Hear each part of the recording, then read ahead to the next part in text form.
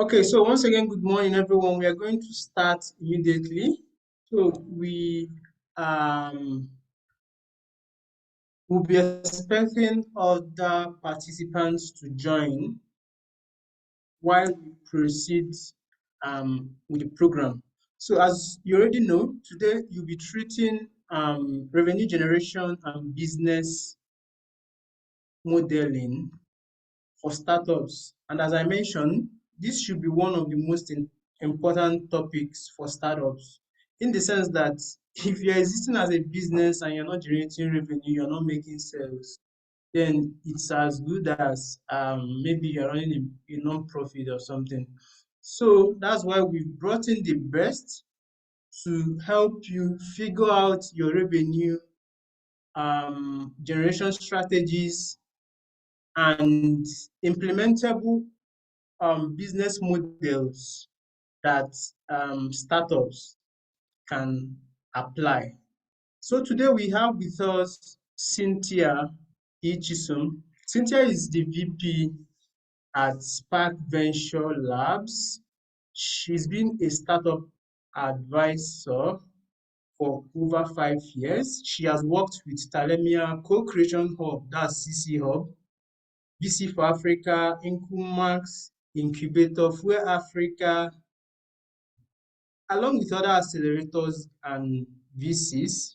She has been supporting early stage startups in the Africa startup ecosystem, which has led her to work with different platforms, including Ventures platform, GF Incubator, Venture Hub Africa, First Founders, Startup Launch Code.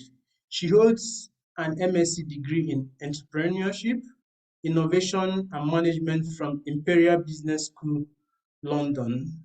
She was recently recognized by Leading Ladies Africa as one of the 100 most inspiring women in Nigeria, and Venture Spark as one of the 50 women leaders doing incredible things in the technology and innovation space. Welcome on board, Cynthia. You have the floor now. Great to have you. Thank you. Thank you very much for that introduction. Just to confirm, you guys can all hear me clearly, right? Can you hear me? Yes, we can. Yes, we All can right, hear you. perfect. So just like Pascal has mentioned, the topic we're about to discuss today is one of the most critical topics in the journey of a startup, right? So I am really glad that we're going a minute while I share my screen and then we'll start.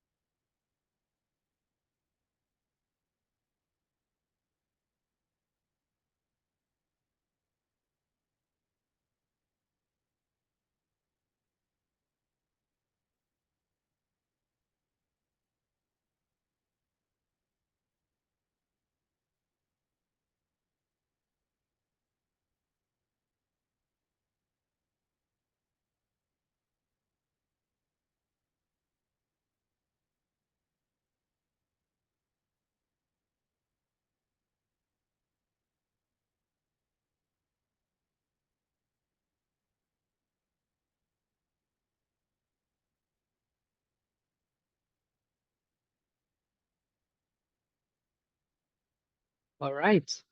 Perfect. I believe you can see my screen very clearly, right? Okay. So today's topic, like I said, is one of the most critical topics, to look at when building your startup. And I'm going to be taking the approach that allows you to be able to take home, practical steps and, guide you on how to actually do this for yourself. Now, like Pascal has mentioned, I've worked with a number of incubators and accelerators. Just last week, I was in Lagos at Co-Creation Hub, CC Hub, one of their programs, their accelerator programs, teaching founders on how to pitch effectively. So when it comes to teaching on critical topics that early stage founders need to be aware of, that is something that I do consistently, both as an advisor and as a facilitator, right? But one of the things that I've seen with taking these sessions is the fact that a lot of the early stage founders don't have a lot of inspiration. The people that you look up to are most likely the flutter waves and the paystacks, and most times their stories are always too far to reach because they're not as close to you as you'd expect. So that's why I started a podcast called Startup Stories with Cynthia. It's something I always recommend across every platform that I teach so that you can find inspiration from people who are building just like you. You can learn from their mistakes so that you too can avoid those mistakes, right? So we are already in our fifth season now, going on our sixth season, and there's a lot of backstories to actually binge on. So make sure you actually check it out. But also, I've realized that when I get into those incubator programs and accelerator programs to build the capacity of the founders as an advisor, most, if not 90% out of every single time that I get to interact with the founders, these founders are not exactly very well equipped. And that's because the foundation has not really been taught. And that's why I really love programs like Ideate, programs that are focused on building the capacity of the founders from the very, very basic stuff, like looking at the very basic. For example, business model design. It's not something you want to start tackling when you're already 5 years into the business. It's something you want to tackle when you are starting out for the first time. And that's where the startup school comes into place. So back to the topic of business model design.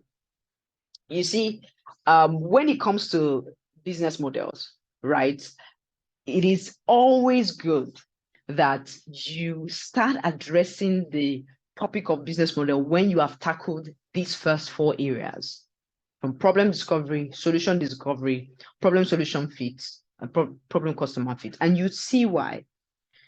In this particular framework that I developed to help founders understand the different stages in the journey of a founder. There's always that question of, oh, I have an idea, where do I start from? This roadmap that I developed is to help you know where to start from. There are about 3 phases in there.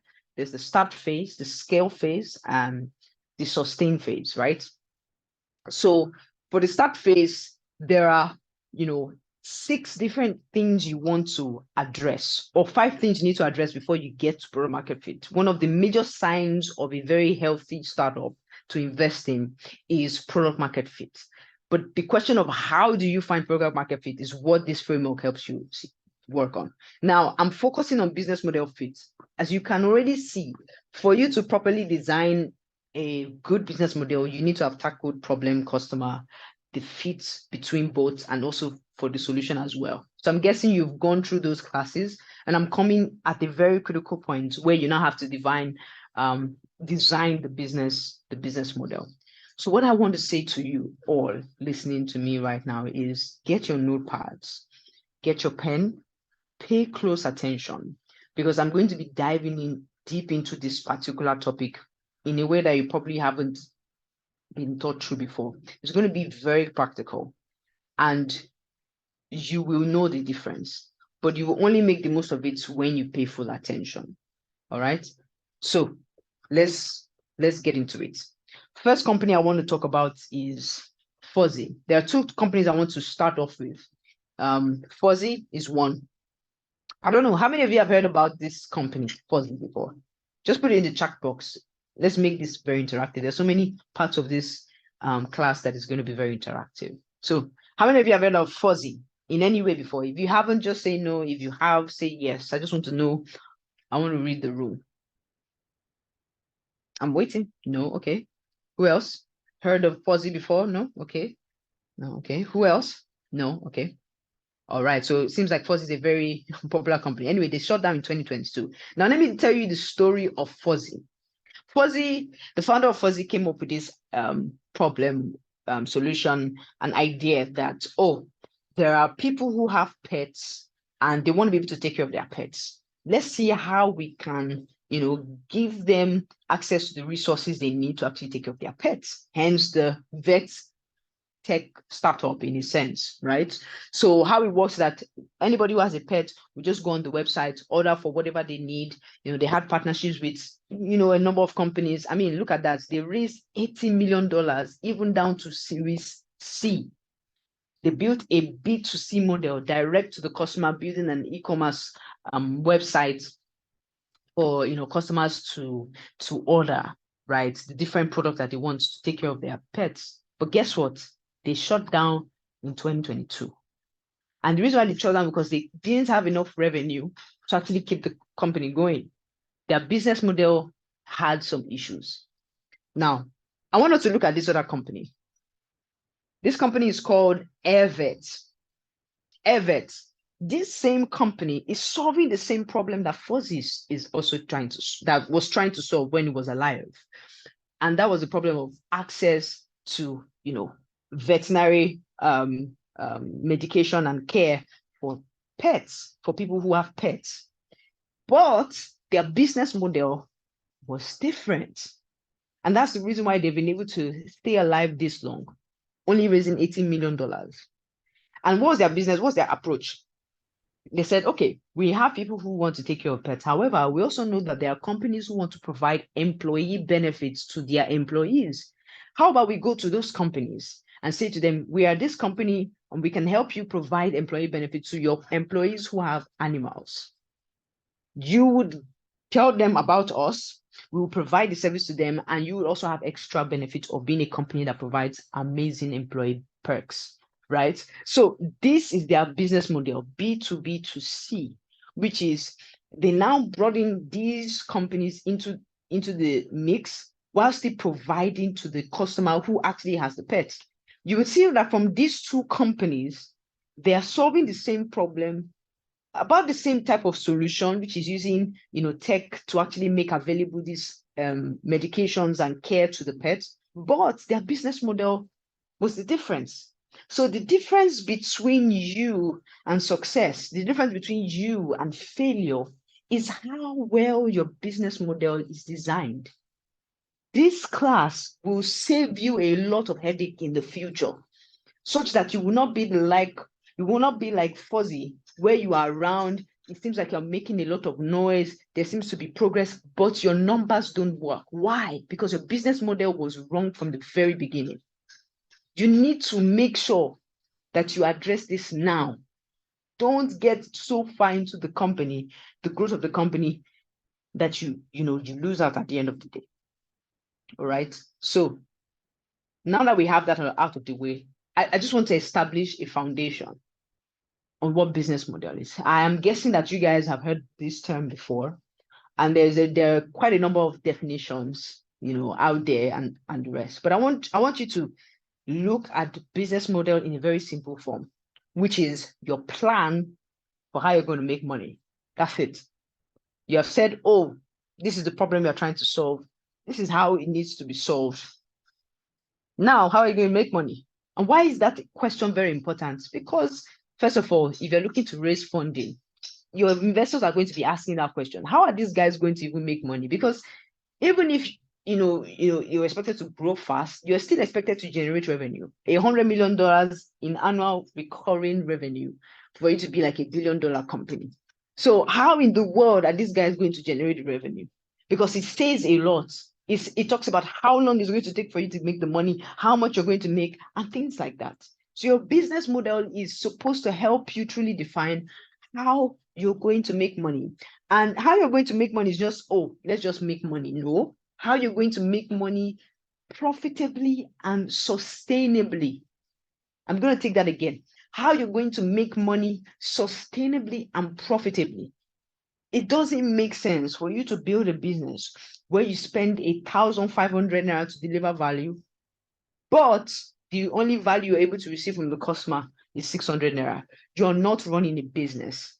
You're not running a business. Even an NGO is better than you, because at NGO, they keep track of their expenses. They know how much you're going to get from the different grants opportunities that they get, and they know how to manage the resource.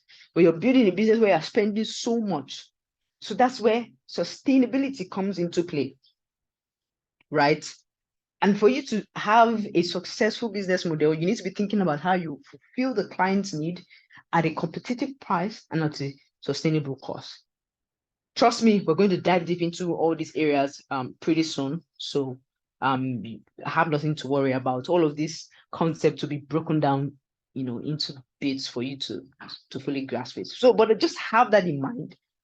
That business model is about how you make money.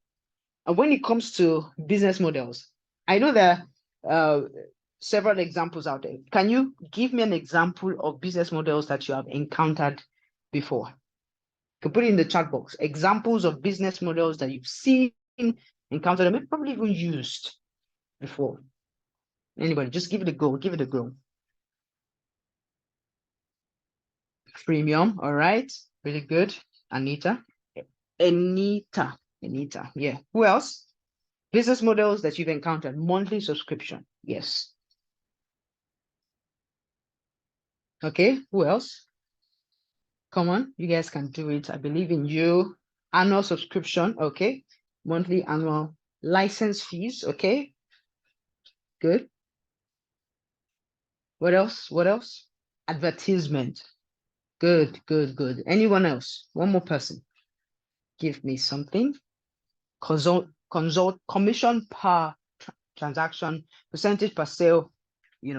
Great, great. You guys are definitely on point.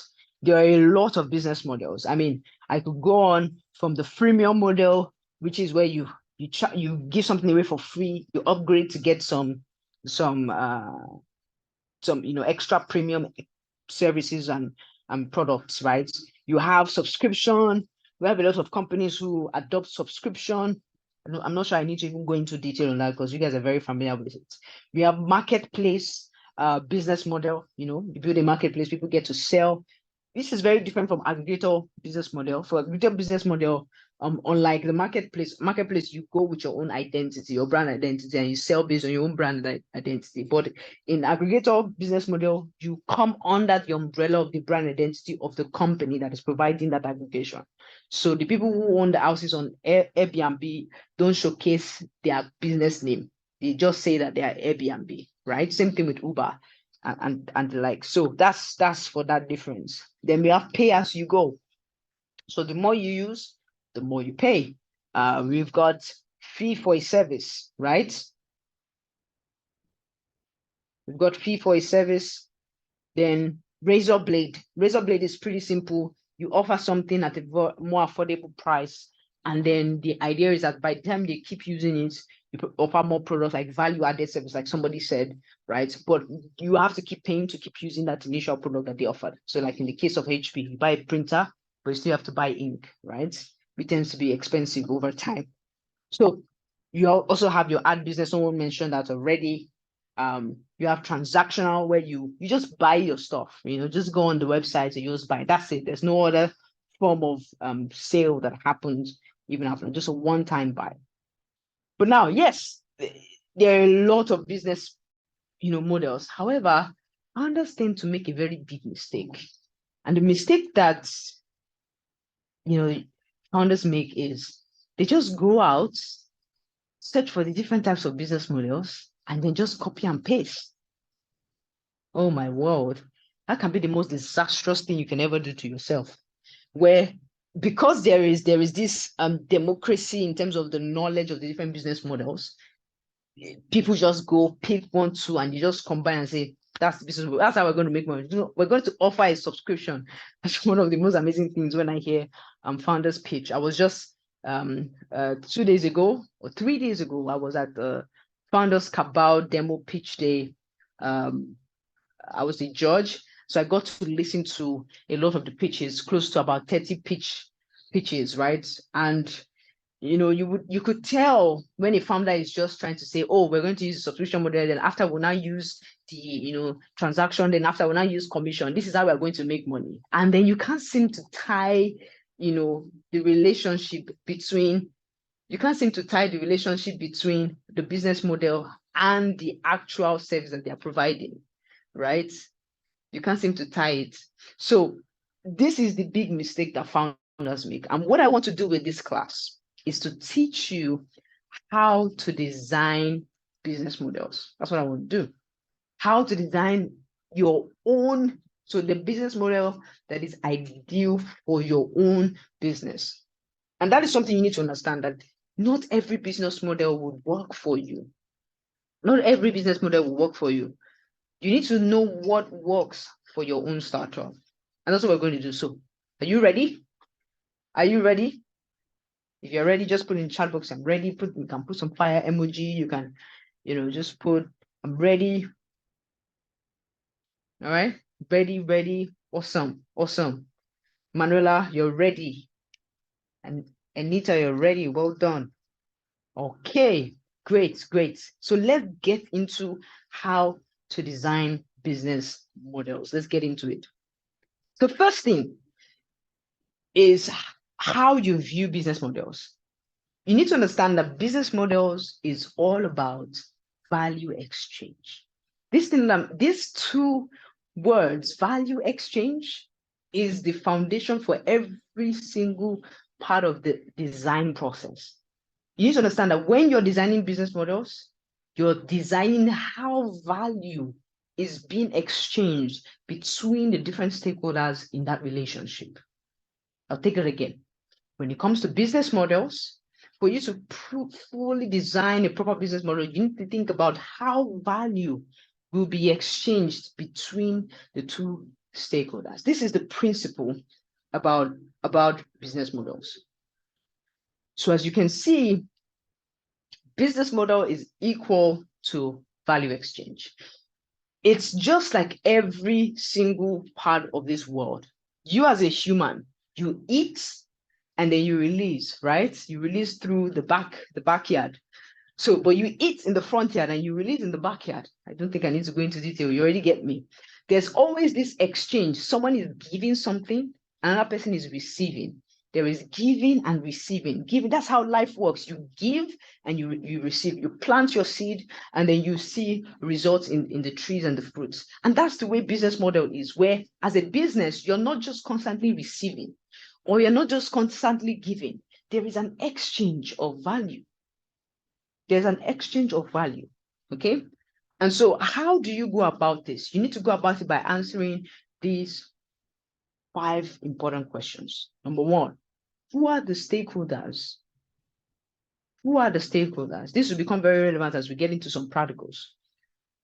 Who are the stakeholders? You need to be able to process that information, really important. Second, what is value? What is value to the stakeholders? The different stakeholders in that conversation. What is value to the stakeholders? 3, what is the best way to capture the value? What is also the best way to deliver the value? There's a difference between capturing the value and delivering the value. It's like saying somebody tells you, oh, I love fish. Fish is value to me. Your next question of how to capture value is, okay, how do I capture the fish? And then 2 is, how do I take the fish and give it to the person who asked for the fish, right? And the last one is, what will it cost to actually deliver the value? This is the building block for a proper business model. This is the building block. So once you piece this, so each of these, questions have like pieces underneath it. But I want to emphasize on something here, which is there's a relationship between value to the stakeholder and cost to deliver the value. There's a relationship. You can't do without, like, you have to look at both sides. When a founder just says, oh, I'm going to offer I'm just going to offer commission, I'm going to offer subscription, I'm asking, why did you say so? What will it cost to actually offer this person this particular product? And is subscription the best way to actually receive is the actual form of value. Subscription is the only way you can actually receive from this particular customer, or you're just copying and pasting it because of what you think is popular. So you need to think about these two areas. We're going to get deep into it. So, but I've established the principle. Okay. So let's do some practical. We're going to go into we're going to use a company we all know, which is Uber. We're going to use a company we all know, which is Uber. How many, obviously everybody knows Uber. What is the work that Uber does for the world? Or what's the actual value proposition of Uber? What is Uber? So just put it in the comments. Anybody, in short, everybody, just because I'm sure you have different ways of communicating what Uber does. What is Uber? We're getting somewhere. A ride-hailing company. Okay. What is, yeah. Automates connects customers to riders. Okay. Okay. That's what they do. All right. Who else? Just communicate it in your own language. That's what I'm going for here. Transportation on demand. Okay. Okay. Who else? One more person. Transportation on demand is the last one here. Who else? What is Uber? What do they do? What do they do? What does Uber do? One more person. Just give it a go. There's no right or wrong answer. There's no right or wrong answer, okay? I'm waiting.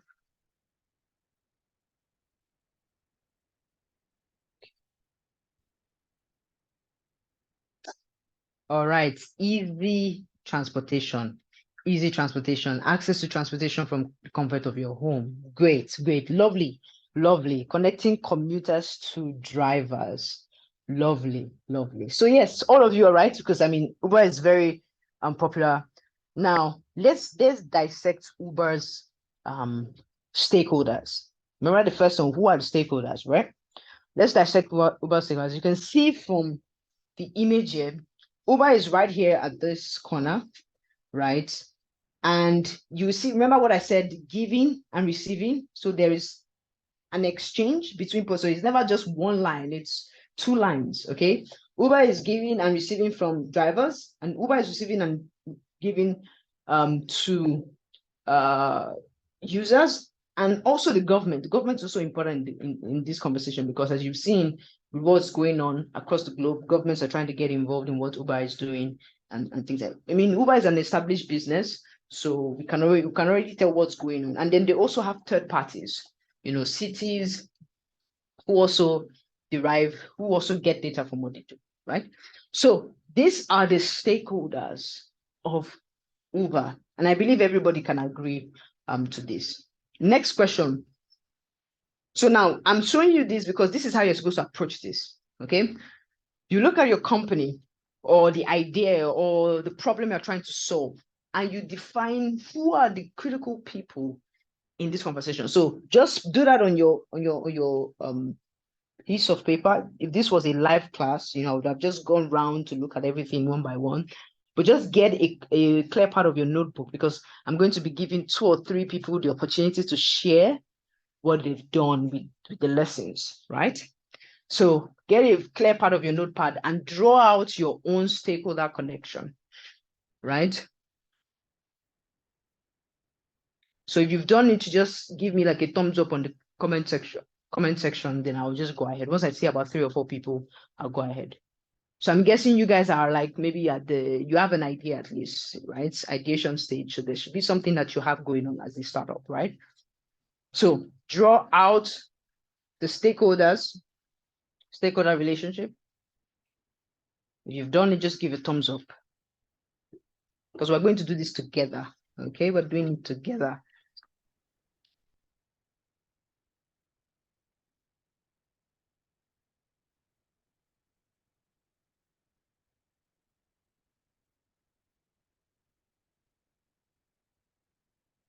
If you have any question as to how to go about this, you can actually unmute yourself and ask, or you can check right in the comment section. If you're very unclear as to how to go about this, just let me know so that we can flow together. However, if you're clear and you're done, just put a thumbs up.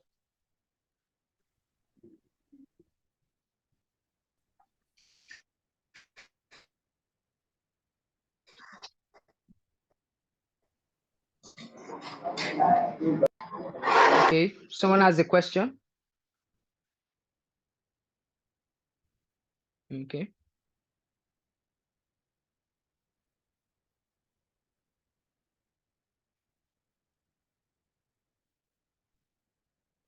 Just take a clear part of your notepad and draw out your stakeholder chart.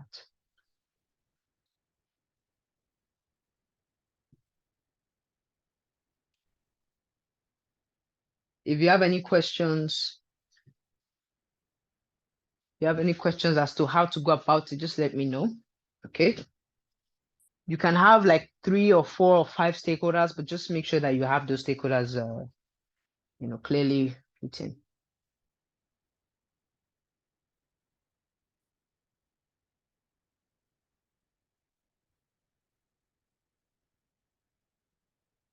Are you done? Is anyone done?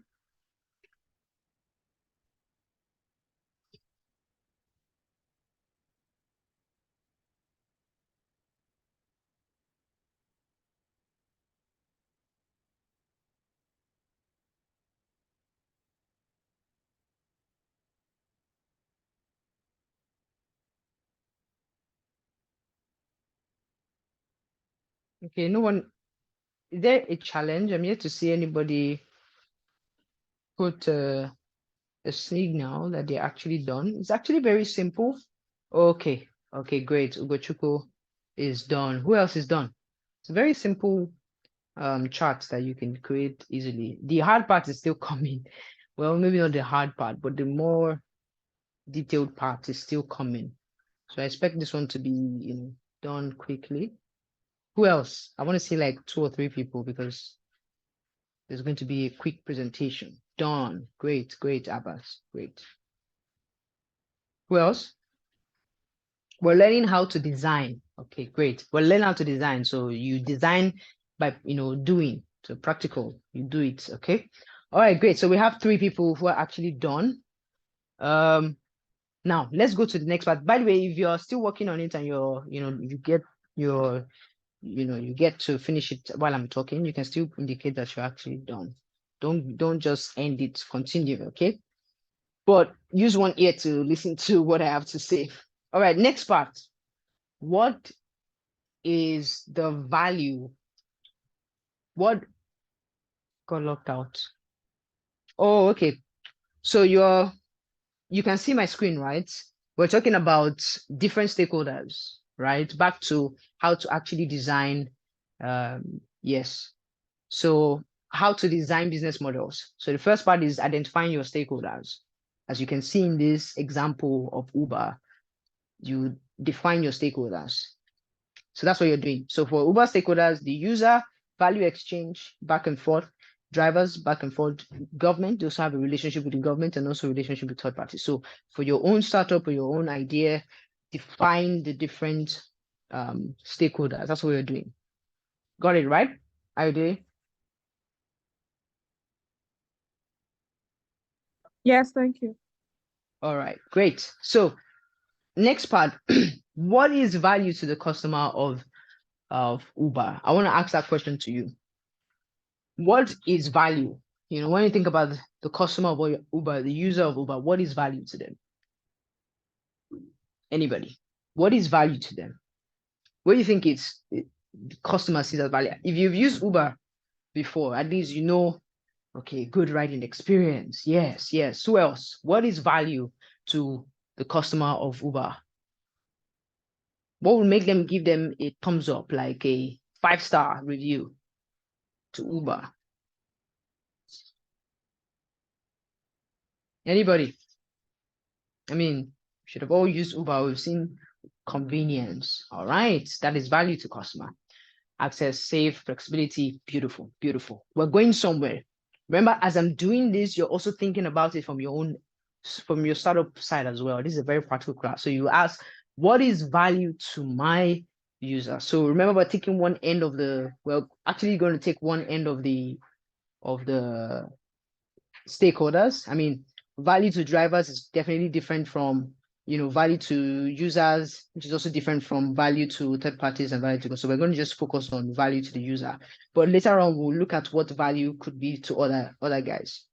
So now, for you to truly define what value is in the most detailed form possible, because it's in the details. That's what you need to understand.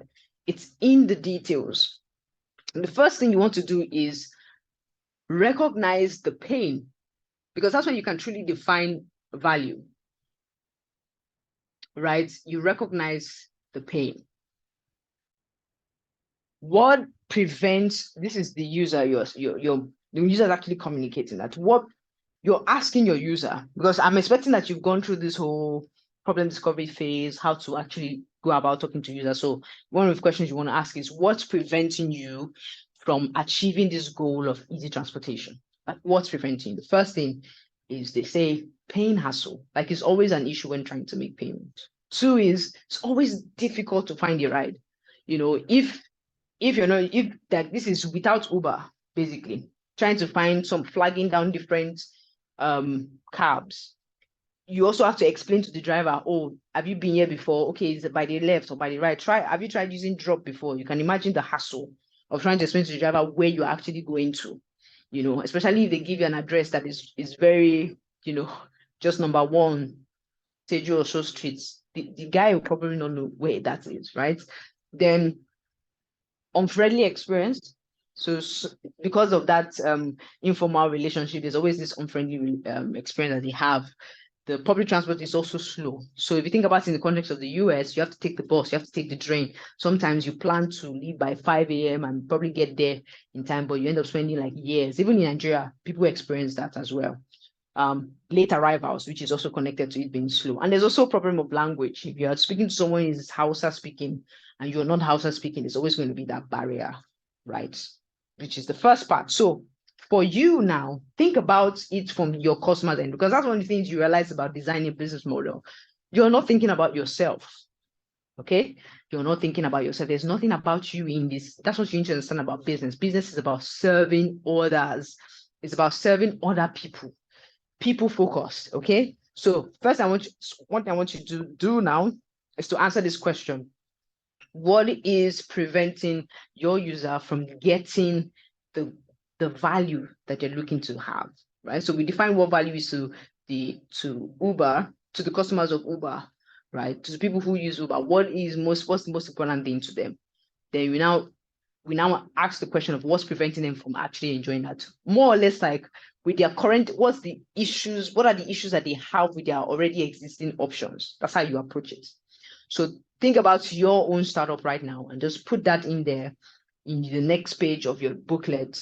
What are the issues, that your ideal user is currently experiencing with the existing options that they have?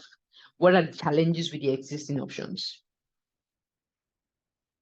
Okay, that's an assignment. So you do that now, list them out. I just gave you an example of Uber, so at least you have a template to flow with. So just write that down.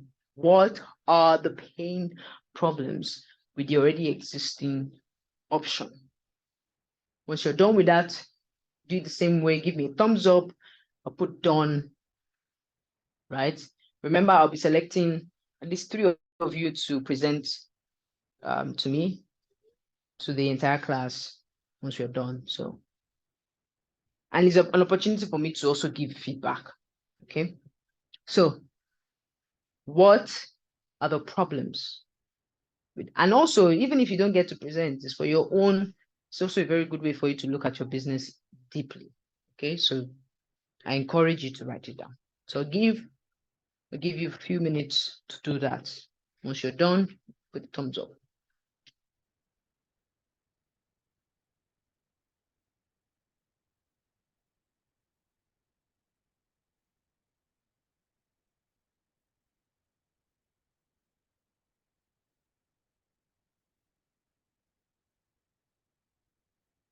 I mean, for Uber, there are about 7 of them that I've written here. But obviously, For you, it could be 3, it could be 4, it could be more, right? But just make sure you list the challenge, because it's the challenge that they have with the already existing friend that will make them want to even consider you, right? In terms of delivering what is valued to them. Okay, so what are the challenges? If you have any questions about how to go about it, do let me know. So as you're working on it and you're having challenges, let me know so that I can step in.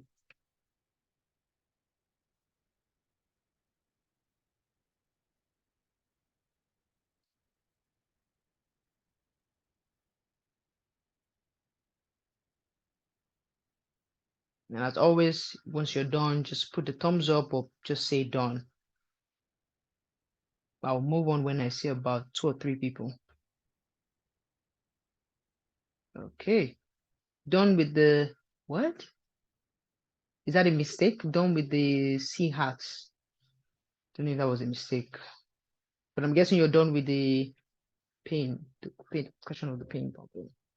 Okay, with the charts, that's like the slide before. Oh, okay. So if you're done with the chart, this is the second part of the process. Okay. The second part of the process is answering this question. Okay. Emanuela, I see you're done. Well done. So Innocent, what you do is to answer this question on, what are the challenges that they currently experience with their already existing options. Okay, well done, Anita. Well done, Jayola. So for Innocent, this is the second part you need to work on. What are the challenges that they currently experience? So in the case of Uber, these are the challenges that their users experience with the already existing option that they have without Uber. So do the same for yours. Okay, so I have seen 3 people. I would move on. If you're not done, don't worry, just keep working on it. If you have any questions, just put it in the chat box and I'll respond to it. So this is the first part. You've identified the pain, the issues that they have, which is the beginning, right? Second thing you want to address is, what are the jobs? Basically, in the case of Uber, what personal transport related needs do I have? This is the customer actually answering that. And what related goals might I have? So if you think about it in essence, regardless of all the challenges that they experience with the already existing option, these are the things that they're just trying to do. They're just trying to get from point A to point B. And they just want to get there in time. They want to be able to find a ride quickly and get there just in time for their meeting or their program. You just want to get from point A to point B. And that's the amazing thing about customers. They have a primary need. So yes, you might be giving all these fantastic things. If you don't meet that basic need, you don't get the most important job done, you're as good as their already existing options. Basically, you are as useless as their already existing options. So now what you do is to write down the job to be done. What is the most important job that is customer? What's the most important thing that they want done? So you see the example of Uber getting from point A to point B. That's the most important thing. Finding a ride, getting there in time. Okay. So this is where you write down what's the job to be done. So think about this deeply. Think about this deeply. Most of the time, it's always a very simple one. Most important job to be done. So it's like when you get to a hair salon, even though they'll give you champagne, and they massage your feet and put music for you and put, AC on top of your face. If that hair is not good, you will not go back there again. Is it not true? Exactly. They do a very nasty work on your hair, your own hair that you've been taking care of, especially if it's a natural hair. Okay, great, Innocent. So just do this next one. Okay. Especially if it's a natural hair and you have been working on it and say, okay, today I'm going to go out and take my hair to a salon, and they're going to take care of my hair. Then you go there and they give you champagne, they give you stuff, give you sweets. They even have a daycare to take care of your child if you have one. They have all these amazing things, but by the time you come out from that salon, you're looking worse than you came in terms of your hair. They have not gotten the job done. They've done other things, but they've not gotten the job done. That place, it will even be better for you to go somewhere that is, not as classy as that, but they do good hair. And you see that it's all those, it's usually those places that people like to go. Even if they are under a mango tree, people still go there. Why? Because they're getting the job done, which is my hair must look good. Okay, so that's how you want to think about it. Don't think about all the other features, which is the mistake that people founders make. You know, they talk about all the amazing, fantastic things. That's not the most important thing to the user. Focus on the most important thing when answering this question. You're done with it, just let me know that you're done with the jobs part. And just let me know, okay?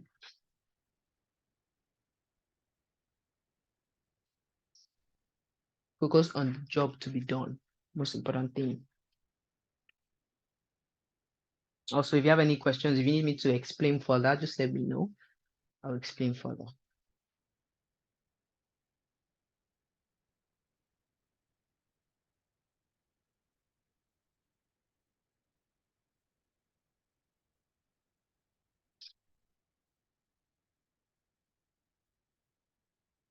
Okay.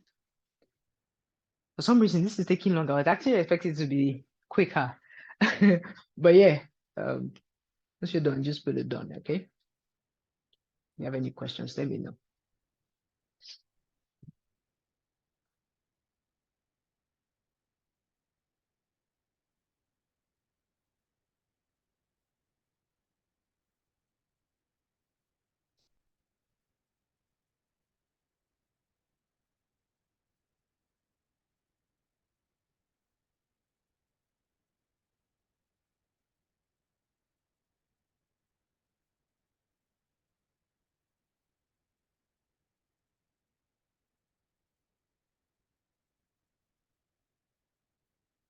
So try and keep it simple, okay?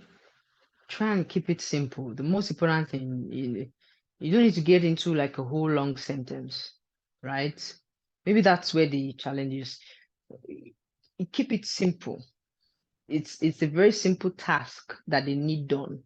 You don't need to talk about the technology and the complexity of how it would be done. It's like what needs to be done. That's what you want to focus on. Okay. Don't talk about all these other features. Don't talk about all the amazing process by which it will be done. Just focus on what needs to be done. Okay. So I see 3 people are done, and I will move to the next one. Like I said, if as I'm teaching, you finish, just put it there for me. I will see it. Okay. But I think I want to reiterate on what I said. Don't do any extracurricular activity. Just focus on what needs to be done.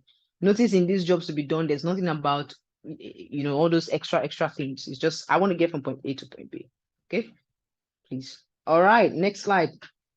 The next question that you're going to answer is, what are the gains or what are the extra benefits that I as a user can gain from the transport service?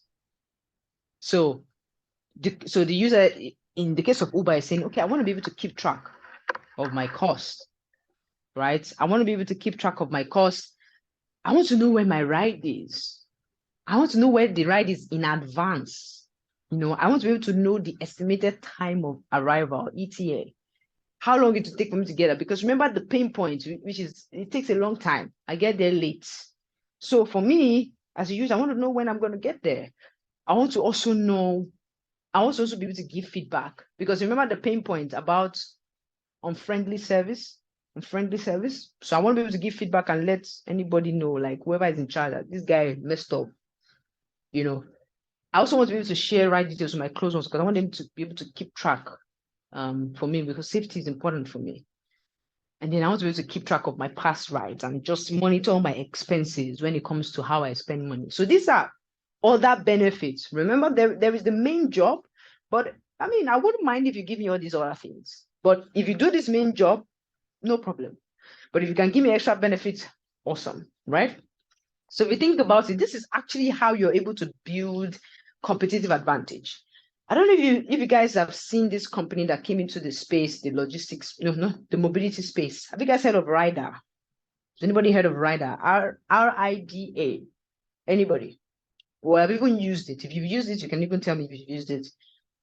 If you've used it, please tell me if you've actually used it.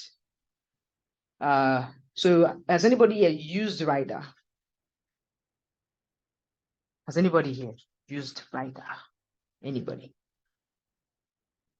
Okay, you go ahead of rider. Okay, you have Emanuela. Tell me, you can unmute your mic. Tell me, why did you use, because there's both. There's always been Uber. Why did you use rider? Tell me why you used rider. You can unmute your mic and speak.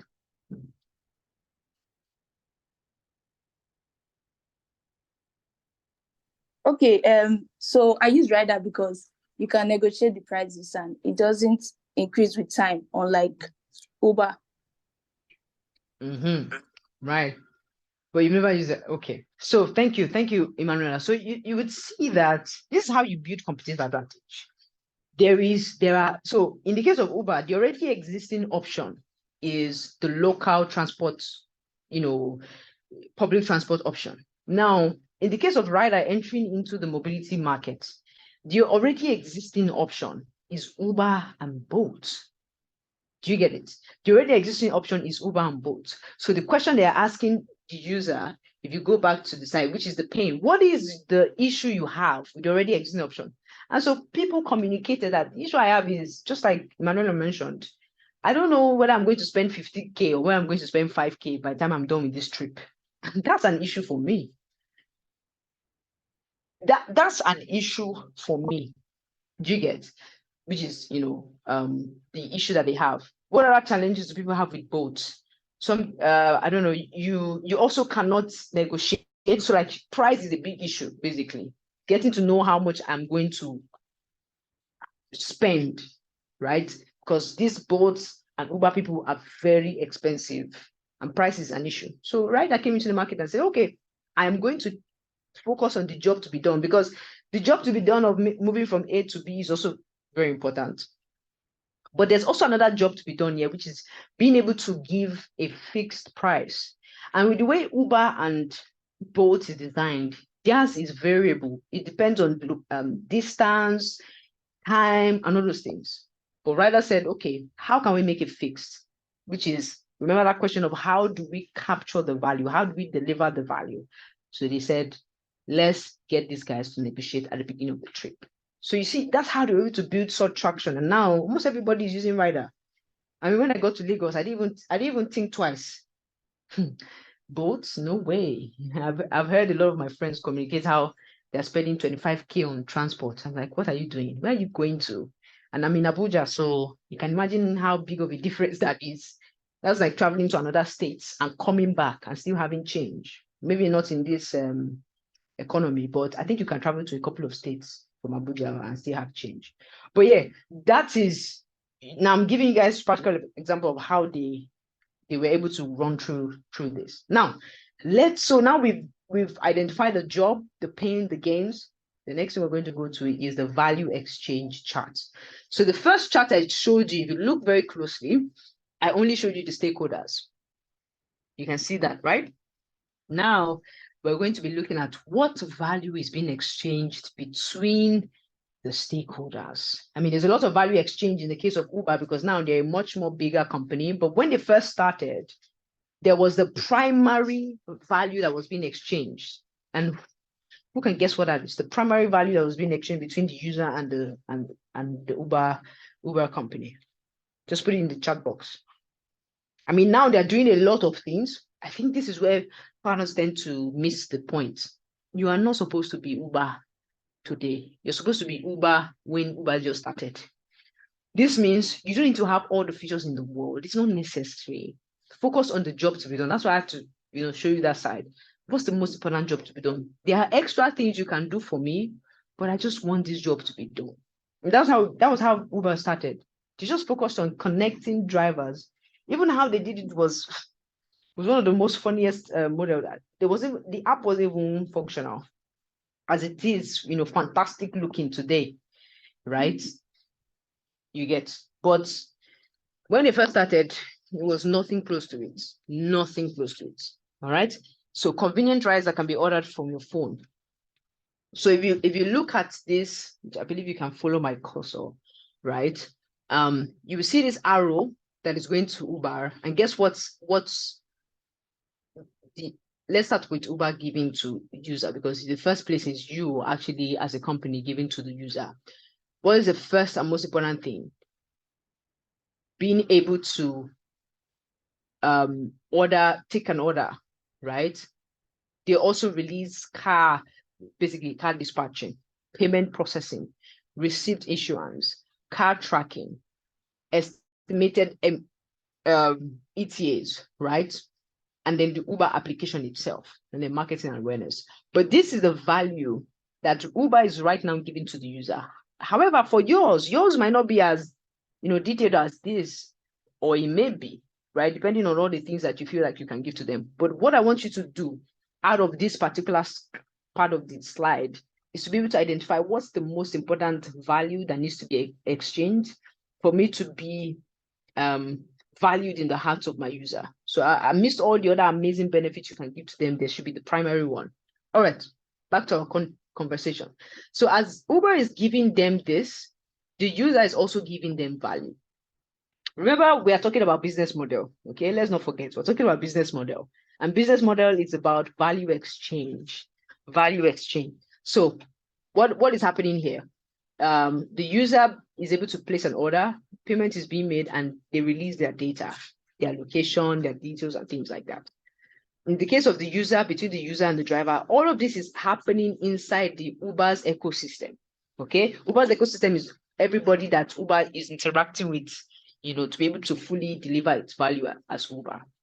So if you think about the driver and the user, the driver is giving the transport service and a clean car, while the user is giving driver ratings. Okay, you think about drivers and Uber. Drivers are giving the data, their own details of where they are at the moment, because that's how they actually are able to connect them to users. And they also give them commission. Okay, while the Uber on the other end is giving peak pricing, hot maps, payment of their earnings, which is their entitlement, payment processing, customer assignment, remember, legal fees, training, marketing. It's all Uber's responsibility. In case of the government, regulatory approval and sanctions, then government relations, just making sure that whatever the government needs, they're able to give it. And for the third parties, majorly data and fees being paid to Uber. Okay.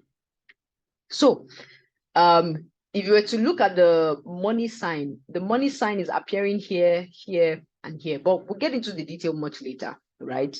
But you will see that in this Uber's ecosystem, Uber is making money from commissions, from this payment here, and fees. We're going to now get down to how they defined, how the payment should be made and where the money should come from, right? So now we're looking at an already established company, in focus.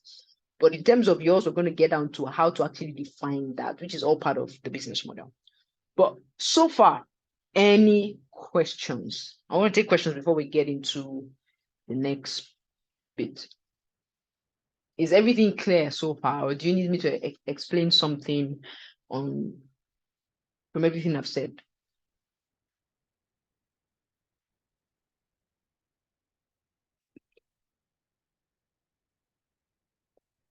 All right, so I'm guessing everybody's clear. All right, so let's get to the next part, which is what is the value that Uber is offering? We answered that question already at the beginning, which is the job to be done. That is value to the user, which is getting the ride. Like the user just wants a ride from point A to point B to be able to get them time. That's the primary value. Okay, which is why we focused on the job to be done. If you think about it in your case. So I asked earlier, what's the value that Uber is offering? Many of you said connect transportation on demand, using transportation, access to transportation from the comfort of your home, right? So if you now think about it in the context of how to practically apply this in your case, is how you will get the value to the user is knowing what is the primary goal that they have, what is the primary job that needs to be done in the user's perspective. Okay, answered, Jayola? Is it clear? All right, great. So let's get into the next bit, which is how can you then charge, right? So remember, business model is about value exchange. So for every value that I'm giving, there's the cost of actually delivering that value. So I'm expected to receive payment for that cost, right? I'm expected to receive payment for that cost. Do you guys get that? So I'm doing something for you. There has to be some form of, reward for it, right? Which could be in cash or otherwise, but there has to be some form of reward for the cost. And we have all of these models, like you guys mentioned earlier: commission, upfront, subscription. And just like I said at the beginning, it's not just about copying and pasting the different types. It's about knowing where to apply what. And these are different questions you need to ask to truly determine it, right? So we're going to take them one by one. The first bit is for you to determine, where the reward comes from and who gets it. First bit is the priority to the customer, right? How important is this problem to the customer? This is so important, because many founders solve problems that are not important to the customer. Basically, the customer can live without it. Like, the customer can survive. If your customer can survive without your solution, I don't think you're onto something there. Because you want to go to people who see so much value in you stepping into the place and addressing this issue that they have, such that they're willing to pay. So first thing you need to understand is the priority, all right, to the stakeholder. And then you also need to understand the priority in terms of who is the most important person that Uber needs to serve in this Uber ecosystem for them to even be called Uber. Who is the most important person? The most important person is the user, right? So if you think about your own business, right, you have all these stakeholders that you have identified. Who do you want to start focusing on? You want to start with the user and knowing what is important to the user. It is by solving for the user that you can then solve for other people. Because if Uber doesn't have a user, there's no driver, there's no government, there's no value to third parties. Drivers come to Uber because they know that they have users. You get it, right? So that's also another part of priority. Second thing is switching incentive versus switching costs. Oh, this is so important. This is so important. Like, you need to understand that when a user comes to you to use your service, they are actually moving away from something that they're already using. So there needs to be an incentive for actually switching to you. And that incentive needs to be higher than the cost of switching to you. See, I'm going to take that again. See, you need to really get this. How you know you're actually giving so much value is when the switching incentive is higher than the switching cost. So if you think about, let's put it in the context of a company that has been using a particular software to manage their expenses, and then you come to them and tell them, oh, we are so and so, we're going to help you address these issues that you have with this thing, right? And then you tell them, this means that for you to actually use us, you have to overhaul the way you currently, use this software in your company. So everybody's going to switch. So that means there's going to be training, rehiring, change of systems sometimes. Now, if the user or the company says, see, for me to use this your platform, I'm doing a lot. I'm hiring a lot of people. I am, doing a lot of training. I'm the one that's doing the training. I'm setting up new laptops and new systems because my old laptop will not be able to take what you're giving. See, the switching cost is higher than the incentive. They will rather stay there. So you need to go back to your books and say, okay, what's this issue that this person has commented as the cost, the switching cost, the challenges they have with switching to your own. Address it. Then come back to them, okay, right now with our software, you don't have to train people. We'll do the training. Or you say you don't have to switch your laptop. With your current laptop, you can actually use the software. All you have to just go to the web browser.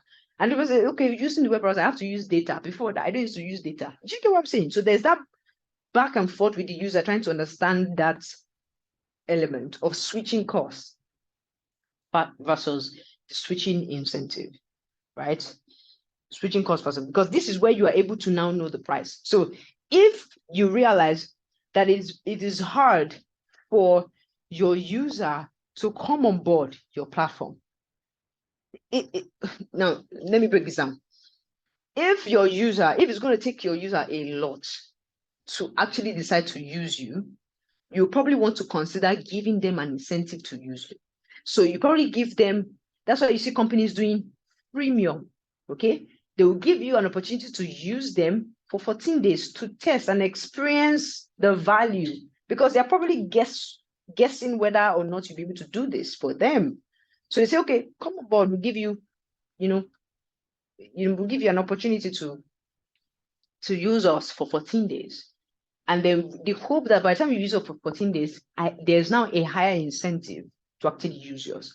But there's some other companies where there is no high switching costs because the users already get it. See, they either buy it or they buy it. It's like NEPA bill.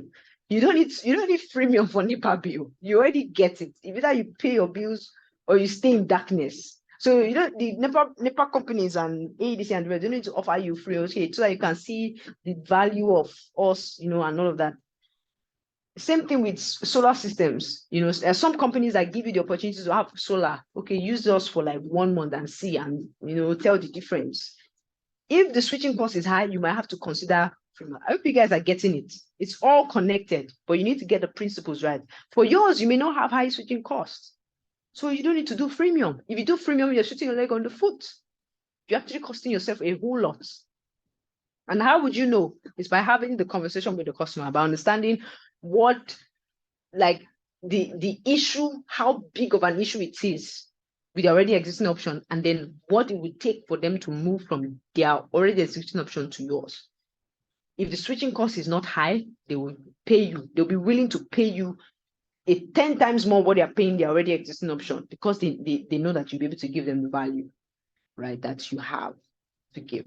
So back to the next bit, the necessity of the service. Oh, this is so important. Still back to the stuff of what I said earlier, is the need. That's how you'll be able to determine the pricing. The need, is this a necessity or not? Okay, is this a necessity or not? Yes, Anita, yes, it's still the same thing. The reason why you are attracting customers, that's the reason why you need to understand the core reason why freemium exists, is to reduce barrier to entry. Okay, you're not just attracting customers so that they can know your product. You're attracting customers because you want them to, first of all, because there's a high switching cost. They are not yet convinced. There's also like the need as well, right? They are fine with the already existing option or the options that they have. So for you to be able to draw them in, you need to give them higher incentive, and higher incentive is when you make it available for free. You get? It's when you make it available for free.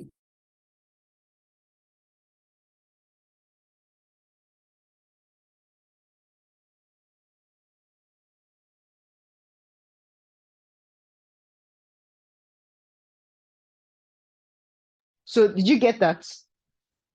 Anita, did you get that? Just want to confirm. All right, great. So you need to understand the reason why these business models are being used. There's a core reason, and that's the essence of this class, to teach you how to process through your business by looking at what is important to the customer, because it's how the customer perceives the value that actually determines if they'll be willing to pay, and how they would love to pay, right, for the service. Really important. So I was talking about the need, right? If the customer sees it as a big need, or they're fine with the already existing option, that would tell you, okay, what method do you need to approach it? Do you need to give them, okay, use us for 2 days and then see? If they now see, they will now use, right? But you also need to measure, we're going to get to that part, the future value of the user activity or relationship. So the future value of the user activity is saying, so in the case of Uber, you see that for Uber guys, when it comes to their relationship with the drivers, they don't tell the drivers to pay. Why? Because the future value of the drivers coming on board Uber is higher, because the more drivers they have on their platform, the more they'll be able to serve their primary users. So they don't go about telling you drivers, oh, pay us 15 naira. for you to, come on board. Why? Because there is more value with them coming on board easily in the long run to the user or to them. So which is part of future value. What is the future value of this user? Because the future value of the user will determine whether you need to get them to pay upfront or they don't need to pay upfront. Do you get? So for example, if you think about future value, a company that provides a particular service or product can say, okay, the future value of this. So in the case of Netflix, the only way I'll be able to capitalize on serving this customer properly and gaining as much value is when this customer can actually stay on my platform for a long time. To stay on the platform for a long time. Okay, let me quickly switch to Amazon. One of the things that Amazon, I did an article on this, right? One of the things that Amazon did that changed the game for them was launching this Prime subscription. And what they realized was that this was before they launched Prime, right? Amazon Prime. What they realized when they launched, they had their already existing Amazon e-commerce website, was that people would come, buy what they want to buy, and leave. They won't buy more. They won't spend more, right? They will probably just buy once in 2 years. I mean, once in 2 years is a lot, but sometimes some people just buy once in 2 years or once in 6 months. And so they were not capturing enough value from the customer. So they said, how can we capture value? We need to be able to capture value by putting this customer on the subscription. So what they do, they offered customers, say, if you become a Prime member, you get access to free delivery. Why? Because delivery was such a charge. It's like you wanting to buy something for $12 and you have to pay something extra. And they're telling you, if you have to buy frequently, it means that you're going to pay for delivery every time. So you say, okay, this is the value we're bringing to you. Give you free delivery, just pay your subscription. And the whole time that you're on this subscription, you will not have to pay. You see how they deliver that value. And so to take it a step further, because even if you offer delivery, doesn't mean that I'll still use the platform. What if I only have to order once or twice a year? I don't really buy stuff online. So they took it up a notch and say, okay, Amazon videos, Amazon music, and audiobooks. Do you see that? So they kept adding more value to give customers the incentive to actually pay for that Amazon Prime subscription. Now, Amazon Prime subscription is one of the most profitable arm of their business. Why?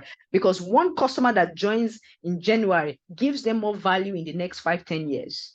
Do you get? So you acquire one customer and they don't just buy and go, but they buy and they stay longer because you've given more value, and more incentive for them to keep using your platform. So this is how you should think. That's how business models are designed. They're not just designed by copying and pasting different. They're designed by understanding the need of the customer, what is priority to the customer, and what is value. In terms of, okay, how do we keep this business running? We need to find a way to generate revenue by meeting the need that the customer has and see how we can build a system around that, as in the case of Amazon. Any questions so far? Before we get to the second part, which I want to spend some time on, then we'll be done. So, no questions. Okay. I believe I've touched on this a lot. So let's get to the next part, right? Which is the cost of service delivery. See, cost of service delivery is so important. It would not, like I said earlier, it doesn't make sense for you to spend so much trying to give someone's value, then it's not longer making sense at the end of the day. It's not longer making sense at the end of the day, all right? So I want to give an example of two companies, right? What they do is they make it easy for people to shop online, right? We're going to talk about, we're going to see two different business models come out of the problem and the service that they're trying to provide, right? Primary problem trying to solve, people want to be able to shop from restaurants online, right? As in the case of Jumia and the rest, right? So one company says, for us to be able to deliver value to this customer, we need money from the customer to actually go and get the job done. Because if money does not come, we cannot give them. Why? Because we are interacting with restaurants. We do not cook the food ourselves. We have to go and buy it from some people to give to them. And so what did Jumia say? Pay up front. If you want your stuff, pay up front, right? I'm using Jumia, but there are also other restaurants matching companies. You pay up front, and then we are able to give you the stuff. This was when they even first started. Then there's this other company on the other side that says that, oh, the value to the customer is not just in the fact that they're buying food from this restaurant, is that they buy frequently. And instead of them paying frequently, how about they just pay once at the end of the month? We'll charge it from their salary. That's what was important to the customer, saying, I don't like the fact that because I'm buying food, I'm always buying food from this restaurant or 2 or 3 restaurants in a week, right? But then you're charging me every time, How about, if there was a way I could pay at the end of the month for my salary, you get. And so what did they do? In order for them to deliver that value to the customer, they had to build a relationship with the stakeholder at the restaurant to say, okay, we have a couple of customers who are willing to buy your product, who are willing to eat from you, but they will prefer if they pay at the end of the month. Does that work for you? If the stakeholder says it does not work for me, you have to find a way to bear the cost. If there's no way to bear the cost, then you don't have a business model. Do you get what I mean? But if the restaurant says, okay, that's fine, you can pay me at the end of the month, then you can now tell your user, okay, don't pay upfront like in the case of Jumia. Here's our difference. You pay at the end of the month. You can eat all you want, but at the end of the month, we'll charge you from your salary.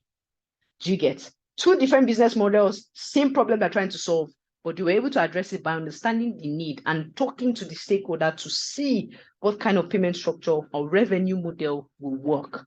So you can already tell that your business model and your revenue model are connected. They are connected. Now, let's take a look at another example, still on cost. Okay. So there's this company, right? It costs them 1,500 to acquire a user. You know how to do that calculation. It's a very simple calculation. How much you spend, in adverts and marketing and all of that, sales, and then divided by the number of customers you actually got within that time frame will give you your cost of acquisition. So it costs 1,500 to actually get the customer, to even come on the website and see what they are. But they noticed that the customers were not, they were not converting. They were not they were not signing up. So they said, okay, let's give these customers a reason to sign up. We'll offer you 1 year free access. And this 1 year free is 2,000 naira. That means 2,000 naira per month. That's 24K free. Now, for that cost, if that business is wise, if that founder is wise, he will first of all think, okay, if I give this person 1 year free, what value am I going to get in return? Because this money has to be paid back. So they realized they had to, improve the value offering of the company, of the product, such that the customer who joins and use the product for that 1 year free would have a reason to stay for the next 3 years. And so that means for every 24K I'm giving out for free in quotes, I am getting back. That's 24 times 3. That's about 72K. I believe so. Yeah. Yeah. So they're getting 72K back. Do you get? So you see that value. You have to measure the cost, because you don't just give people things for free. There's a cost for giving those things for free. And you measure that against the value of what they're going to get. This means that you need to constantly improve on the product to make sure that the customer has a stronger willingness to stay on your premium plan. Do you get? Like, such that the value that Netflix gets from giving you 3 months free is the fact that you stay there for the next 2 to 3 years or even more. Okay, so that's how to think about cost. Questions?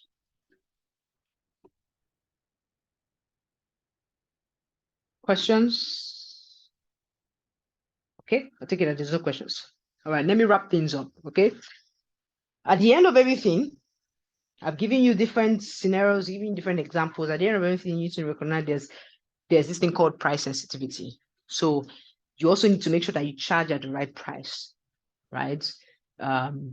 You make sure that you charge at the right price. You don't just charge exorbitant amounts, and you know that by calculating how much it will cost you to deliver the value as against their willingness to pay. Okay, their willingness to pay. So if the willingness to pay is higher than the cost for you to deliver the value, you're already on a good stuff. But if it costs you way more to actually deliver it's because because it's higher than the willingness to pay, then you need to redefine what you're actually providing to them. Okay. Even if it will become, even if you do freemium, it will not just work, because at the end of the day, there's no willingness to pay. Okay, let me just move quickly. So, like I said earlier, this is the principle, the thesis behind the value exchange charts, right? You answer these questions, right? That's how you can truly design a business model.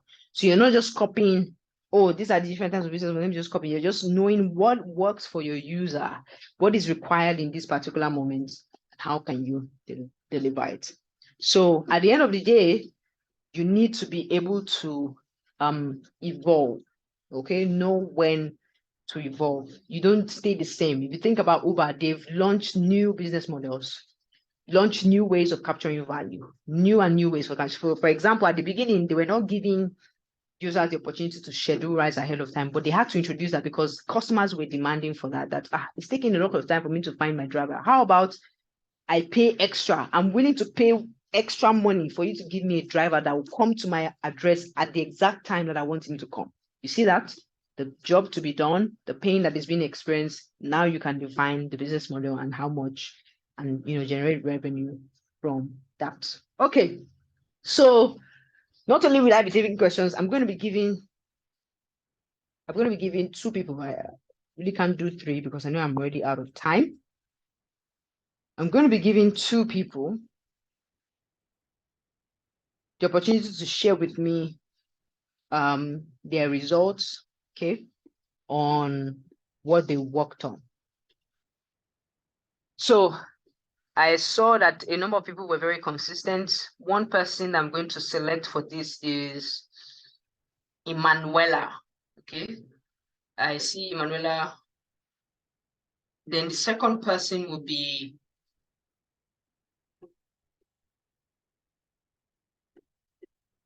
the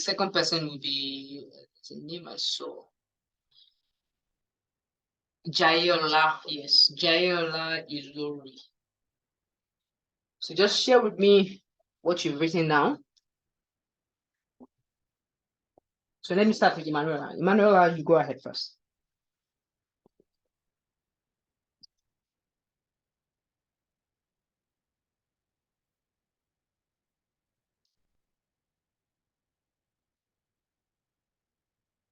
Emanuela, you're in the room, right? She's not in the room? Okay. Let's have Jayola. Jayola, please go ahead.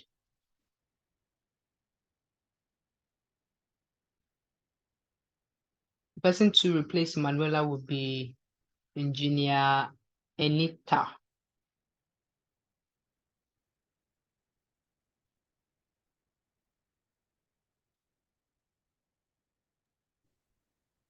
So I'm all ears. Hello.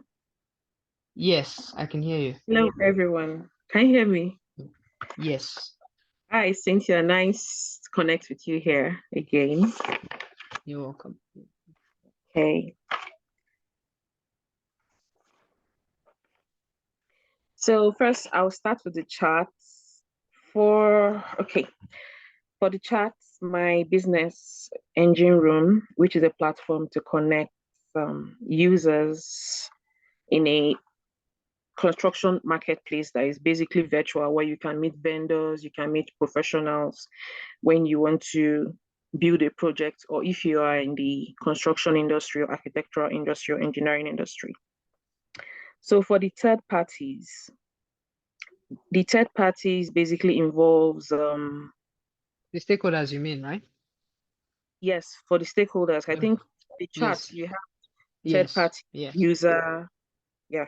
So for the third Okay, parties, so okay. oh, okay. I think I get where you're referring to one part of the process. So just list out the stakeholders first. So if they are third parties, just call them third parties, right? Do you get me? So Okay, in I case of get you. Uber, they have 1, 2, 3, 4. They have 4 stakeholders. So just tell me your 4 stakeholders.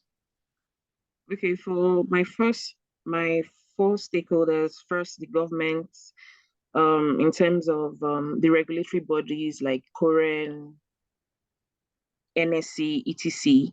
Then we also have the users.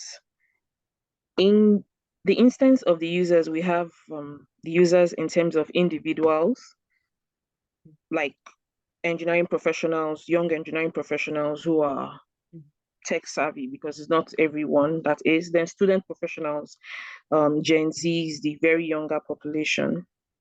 Then we have SMEs. That's young companies, like maybe within 5 to 10 years, privately owned, that don't necessarily have the very big structures of maybe the Julius Bergers, etc. Then for the third parties, we have those that have much more neutral interests, like the NGOs, international development organizations, etc. So those are the stakeholders. Okay, so just the users, the government, and third parties. Yeah. So I should go to the pain points now. So the problem that you're trying to solve, what is the problem you're trying to solve again? Okay. You say you're connecting two people. Who are the people being connected? Okay, the problem I'm trying to solve is that I'm trying to solve the problem of access. I'm trying to increase access of customers to the construction marketplace in an integrated form. So the construction marketplace has construction companies, right? Yes. You didn't mention them. Yeah, I mentioned them as SMEs. Yeah. Yeah, we are Okay, construction. So they are they're a different stakeholder. So the user is basically those who are sort of deriving value. Yes. Right. And then your construction company is another stakeholder that you need to. The construction companies are also another set of stakeholders that you need to attend to. So you're supposed to have at least 4. Mm. Do you get it? So users are those who are buying from the company, from the platform. And then construction companies are those who are offering, the value to the users. You get it, right? Yes. All right. So that's good. Next, what's the next one? The pain points. Low quality construction materials, low access to professional vendors or quality vendors, because most of what I would just say that how the customers are solving this problem now is through word of mouth. You need, Cynthia, you need an engineer, or you need to buy cement. You call somebody that you think that knows where to buy cement, or you just go to, maybe if you're in Abuja, you go to Zuba, or you're in Lagos, there's a construction market, you just go there. But there's really no, so those are the pain points. Access, then fluctuating prices of construction materials. There's no benchmark. Anybody can just put prices, difficulty in accessing and transporting materials to sites. The cost of transportation is very high, no matter what you're buying, because it's not democratized. Then high cost of logistics of site materials. Okay, it's the same thing. Then the last one is high cost of quality personnel, which is basically expatriates. Most people, if they want to build maybe a sophisticated project, in quotes, the next thing you hear is, get an expatriate. Even the expatriate might not even be qualified, but just because he's white, Yeah, so those are the pain points. Okay. Yeah. Then your job, what is the job to be done? The job to be done is to guarantee access of the customers to quality materials and professionals at an affordable rate. Okay, then so let's step back. Remember, I said it has to be simple, right? Simple. So yes, for your job in terms of the user, right? What is the most important thing for them? What do they want? When they come to your website, what do they really want when they come to you? They want quality. They want it at minimized cost. They want to be able to compare prices. They want to have, like, even if someone comes to you, like, what about, they are asking 3 or 4 other people. Then at the end of the day, they now go to the person that is more, gives them value at a minimized cost, or at an optimal cost. You are making some very, really good comments, right? Which I would say would pop up very well at the gains, right? But if they're able to find an affordable price, they're able to find someone that has good ratings, but at the end of the day, the person doesn't show up. You get to actually get the work done. The person doesn't even do the work. You get. So in essence, the primary thing that they need done is for them to have access to someone who will actually do the construction, as in your case. You get me? Then all these other things that you mentioned are extra benefits, that they can get. But the one you mentioned about affordable, yes, they want an affordable construction company or a construction person, right? They also want the person to be able to, they want to be able to get this house built or this location addressed. I don't know if you get me. Like, it's the primary thing that needs to be done. Do you get it? Okay. Can I just add something? Another thing too is that in the case of maybe construction or engineering, there's always this challenge. Okay, maybe you meet an engineer or an architect. Oh, I need a drawing plan for this house, and you are kind of forced to pay the person before the person delivers. So part of what this platform is aiming to solve, that the platform will serve like a middleman to retain that payment, so that the person that's supposed to do the job actually does the job to the satisfaction of the clients before that Yeah. money is released. Yeah.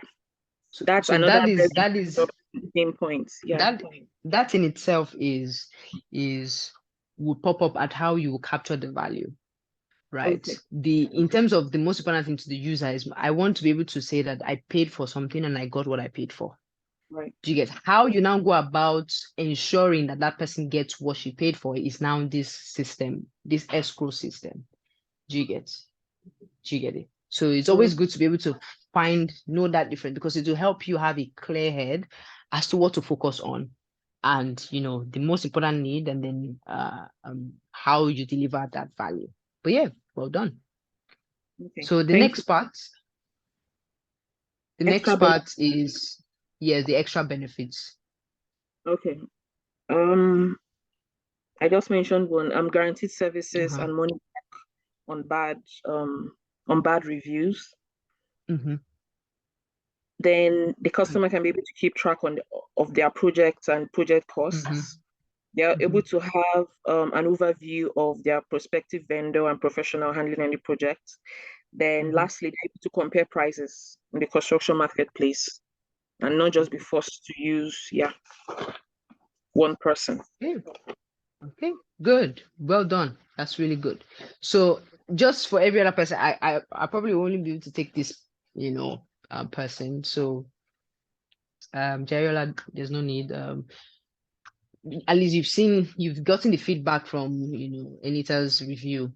Just use that to apply to your case. So, but one of the biggest secret that you discover from this is that the moment you're able to make that critical separation, you would now be able to build your MVP. When we talk about MVP, MVP is like a minimum viable product. I'm sure you're going to have a class on that. But the secret about MVP is how simple you can keep it. And the only way you'll be able to keep it simple is by fine-tuning what's the most important thing to the user. There are many things you can do for them, but there's the most important thing, which is I just want to get my hair done. Whether you give me champagne or not, whether you open the door for me or not, whether you sweep the floor as I'm coming in, throw petals. If my hair is no good, then there's no point to me coming to your service or coming to your platform. Whether you help me book the time or not, whether you connect me to the hairdresser, if I do not get my hair done to my satisfaction, if my hair is not made well, then there's no point to me coming to your platform. So you focus on the job to be done. All right, then, guys, I would wrap up here. Any questions? All right. If there are no, okay, sure. Good afternoon. Good Thank you. afternoon. Thank you for the presentation. It's amazing.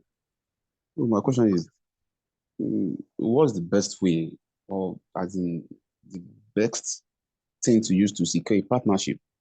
Maybe you want to have a partnership with a company, you have a product, for example, let me use like Twitter example. So you have users and you want to your user use your product for free, but you need to advertise, so you have to scrape partners with the companies. What are the best strategies that someone can use? Any suggestion on that? Okay. So that's a good question, right? So I'm going to use Google and Facebook as an example because it's very similar. The primary thing that you want to focus on is what is value to the stakeholder. Okay. What is value to the stakeholder? If we take Meta, Facebook as an example, they offer the platform for free for people to use. But the value that the people who actually pay for the service is that these people need that data to be able to know how to provide the service that they have, or to release the products, or to make improvement to their product, or to even, market their product and sell their product. So Facebook comes to them and saying, I have data for you to actually meet this need. Do you get? I have data for you to meet this need. Come on board. This is how much you need to pay, right? For you to be able to get this data. And this is where I get my data from. So it's easier to convince someone when the person already, recognizes that there's a need. Whoever is unmuted, please can you stay muted? I'm hearing voices. Please can you stay muted? So you need to be able to put that need. Do you get? Define that need. What is the need to the person? Think about it from that person's perspective. What's most important to that person, and then offer the value to that person. So that's how you actually go about getting partnerships. You understand? That's how you go about getting partnerships. Thinking about value from the partner's perspective. Okay, Abbas. So yes, so that means you cannot just go like want them to advertise their product on your platform. Just that one is not enough. It's not enough. It's not enough. You have to tell them why, because they will only come on board when they actually see that there is a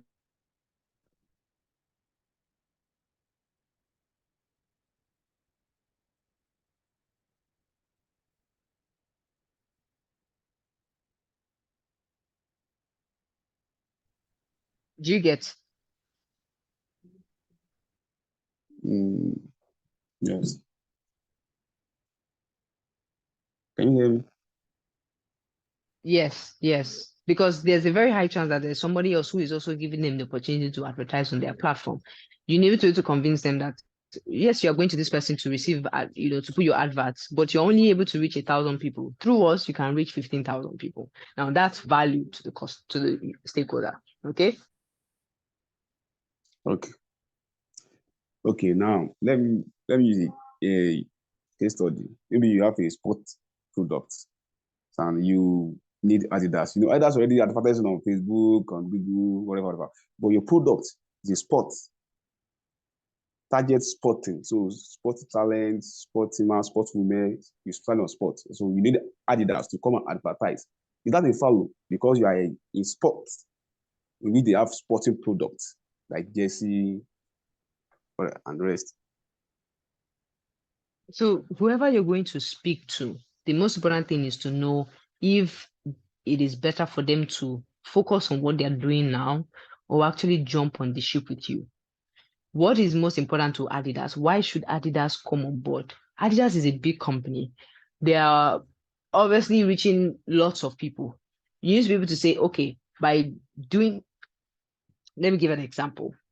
I recommend that you check out the podcast. You'll be able to listen to a lot of stories of how people actually went about addressing these issues, and the ways they met, the ways and methods. So one of the founders, the founder of a startup, Gerald, the startup that he was building was to give people who have cars the opportunity to actually wash cars, right? Wash their cars. So the already existing option that people had was either go to the roadside or do it at home.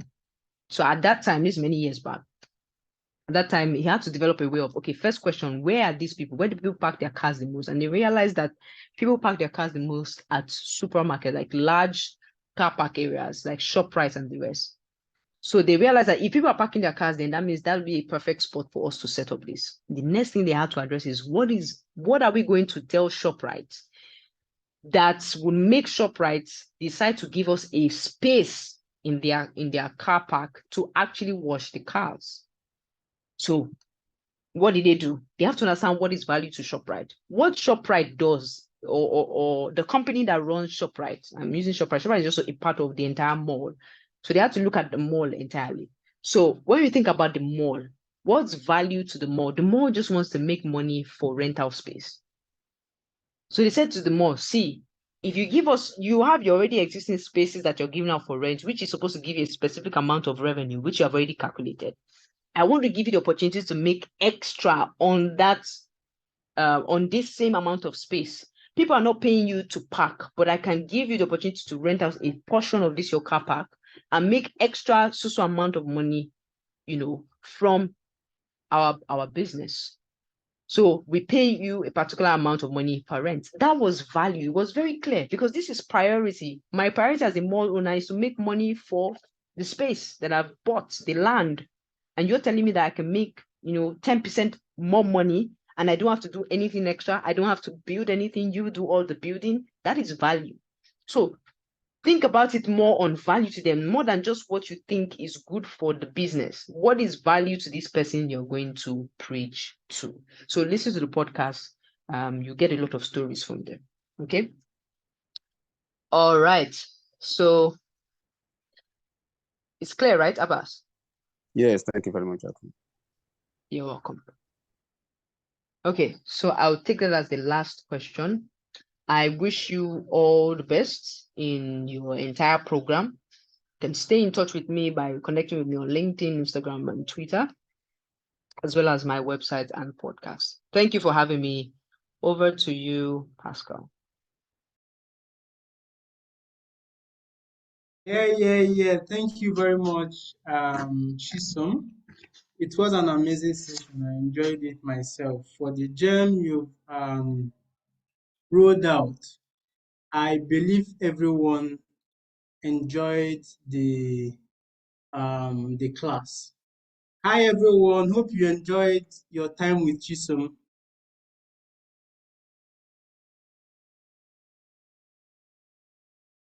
If you Yeah, enjoyed, please indicate. yeah, we enjoy it. Okay, great for the feedback. So thank you very much, Chisom, for creating out time for this to drill our startups on the art of building strong business models. As you've heard her reiterate severally, business model should form the foundation or part of the foundation of your startup, no matter how far you've gone. Even if you've gone far and you don't establish a great business model and continuously keep reviewing it, it's likely you will have challenges in the future. So thank you very much once again, Chisom, for this session. So I will reach out to her. Okay, Chisom, let me quickly ask you, are you open to sharing the slides to the fellows and also those that are not able to attend? We normally share the slides with them so that they have to revisit it if need be. Are you open to sharing that with them? Unfortunately, no. These are proprietary content that I even use for my startup school. So, but they can get access to recording, which I believe will be more useful to them than just the slides. Okay. So everyone you've heard from her, the recording is available for you to use. So once again, thank you very much, and thank you everyone who showed up for this session. So we wish you the best of the day. Thank you and goodbye.